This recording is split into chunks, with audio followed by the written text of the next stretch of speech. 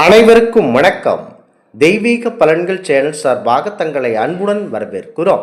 இன்று நம் காணொலியில் காண விரும்புவது நவம்பர் மாதத்தில் பாரம்பொருள் ஸ்ரீ லக்ஷ்மி தேவியின் அருள் ஆசியால் பணக்காரர் ஆகக்கூடிய ராசிகளை பற்றித்தான் இந்த காணொலியில் பார்க்க போகிறோம். வாருங்கள் காணொலிக்கு செல்லலாம். மறக்காமல் ஒரு சப்ஸ்கிரைப் செய்யவும். ஜோதிடத்தில் வருமானம் 11வது வீட்டையும் செலவுகள் 12வது வீட்டையும் பொறுத்து தீர்மானிக்கப்படுகிறது. முக்கியமாக இந்த ஆண்டு சில ராசிகளுக்கு வருமானம் அதிகரிப்பதாக எந்த அறிகுறியுமே தென்படவில்லை. வருமான அதிகரிப்புடன் செலவுகளும் கணிசமாக குறைய மட்டுமே வாய்ப்பு இருக்கிறது. இந்த 6 ராசிகளுக்கு 11ஆம் வீடு வலுவாகவும் 12ஆம் வீடுகள் பலவீனமாகவும் இருப்பதனால் வருமான செலவை விட அதிகமாக இருக்கும். வங்கி இருப்பு அதிகரிக்கும். கூடுதல் வருமானத்திற்கான இந்த ராசிகள் எடுக்கும் முயற்சிகள் விரும்பிய பலன்களை தரவல்லது. முதலாவதாக மேச ராசி நண்பர்கள். இந்த ராசிக்கு லாப வீட்டுக்கு ராகு சஞ்சரிப்பதனால் வருமானம் கண்டிப்பாக இரட்டிப்பான பலன்கள் வாய்ப்பாக இருக்கிறது. முக்கியமாக லக்ஷ்மி தேவி வழிபாடு சிறப்பம்சத்தை உங்களுக்கு தரவல்லது. எந்த விதமான சண்டை சச்சரவுகளில் நீங்கள் போய் மாட்டிக்கொண்டால் அவ்வளவுதான். சம்பாதித்த பணம் மாட்டிக்கொள்ளும். செலவு வீட்டில் சனி சஞ்சரிப்பதனால் சிறிய செலவுகள் மற்றும் பண இழப்புகள் ஏற்பட வாய்ப்பு இருக்கிறது. ஆனால் ஒட்டுமொத்த வருமானம் கண்டிப்பாக அதிகமாக இருக்கும். கூடுதல் வருமானத்திற்கான அவர்களின் அனைத்து முயற்சிகளும் கண்டிப்பாக வெற்றி பெறும். பங்குகள், ஊக்கங்கள், நிதி பரிவர்த்தனைகள் மற்றும் வணிகங்கள், சிறிய முதலீடுகள் மிகவும் லாபகரமானதாக இருக்கும் என்பதற்கான அறிகுறிகள் இந்த மாதத்தில் பிரகாசமாக இருக்கின்றன. முக்கியமாக லக்ஷ்மி தேவியை மனதில் நினைத்து கொண்டு வழிபடுவது என்பது உங்களுக்கு மாபெரும் சிறப்பம்சத்தை தரவல்லது. கண்டிப்பாக வீட்டை சுத்தபத்தமாக வைத்து கொண்டு செயல்பட வேண்டும். பரம்பொருள் லக்ஷ்மி தேவிக்கு உரிய வெள்ளிக்கிழமை நாட்களில் வீட்டை சுத்தபத்தமாக துடைத்து முடித்துவிட்டு லக்ஷ்மி தேவியும் பரம்பொருள் திருமால் அவர்களையும் வழிபடுவது என்பது சிறப்பம்சத்தை தரும். அடுத்ததாக ரிஷபராசி நண்பர்கள். இந்த ராசியில் லாபஸ்தானம் செலவு ஸ்தானத்தை விட வலுவாக இருப்பதனால் இந்த ராசியில் தங்கள் அனைத்து சம்பாத்தியங்களையும் நல்ல முறையில் பயன்படுத்தி கொள்ள வேண்டும். முக்கியமாக ஏதேனும் சண்டைகளில் மாட்டிக்கொண்டால் அவ்வளவுதான், அனைத்தும் போய்விடும். முக்கியமாக எதை எடக்காவிட்டாலும் நாவை எடக்க வேண்டும் என்பதை மனதில் வைத்து கொண்டு செயல்பட வேண்டும்.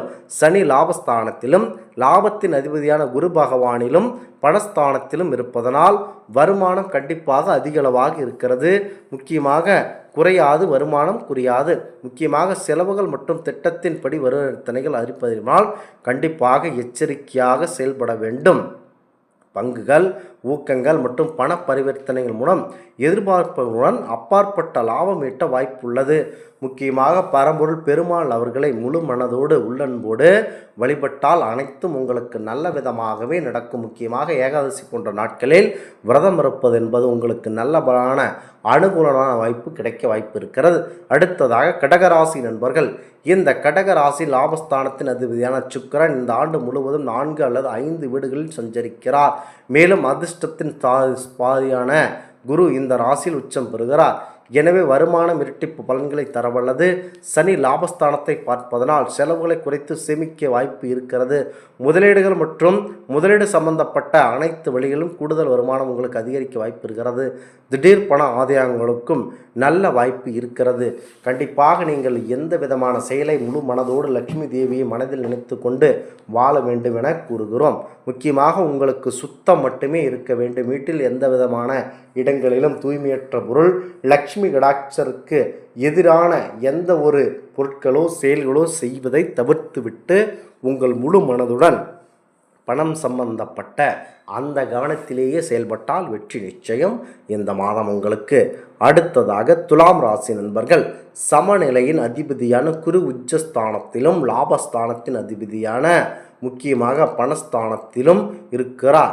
சஞ்சரிப்பதனால் வருமானத்தில் எந்த பற்றாக்குறையும் இல்லாத சூழ்நிலை ஏற்படும். இந்த ராசிகளுக்கு வருமானம் சற்று அதிகரிக்க வாய்ப்பு இருக்கிறது.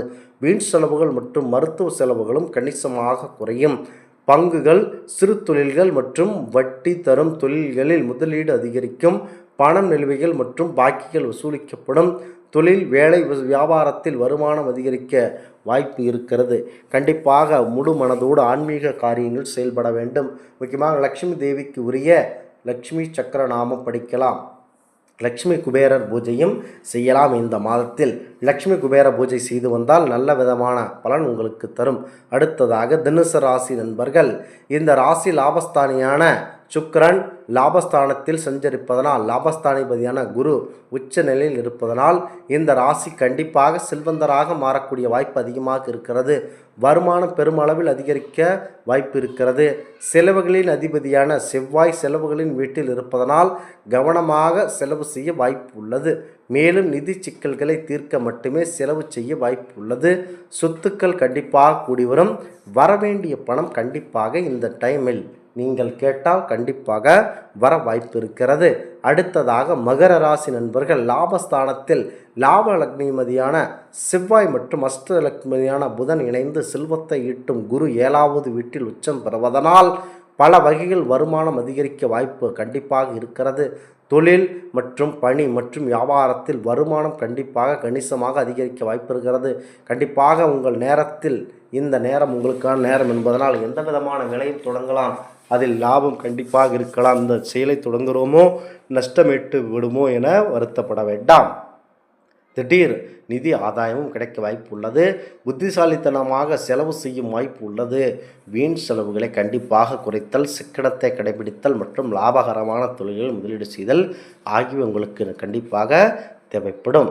முக்கியமாக இதனை மனதில் நினைத்து கொண்டு எவர் ஒருவர் செயல்படுகிறீர்களோ உங்களுக்கு பரம்பொருள் லக்ஷ்மி தேவியின் அருளால் அனைத்து கடாட்சமும் கிடைக்கும். இந்த ஆன்மீக தகவல் உங்களுக்கு பிடித்து இருந்தால் தெய்வீக பலன்கள் சேனலை கண்டிப்பாக சப்ஸ்கிரைப் செய்து கொள்ளவும். மீண்டும் ஒரு நல்லதொரு காணொலியில் உங்களை சந்திக்கிறோம். நன்றி, வணக்கம்.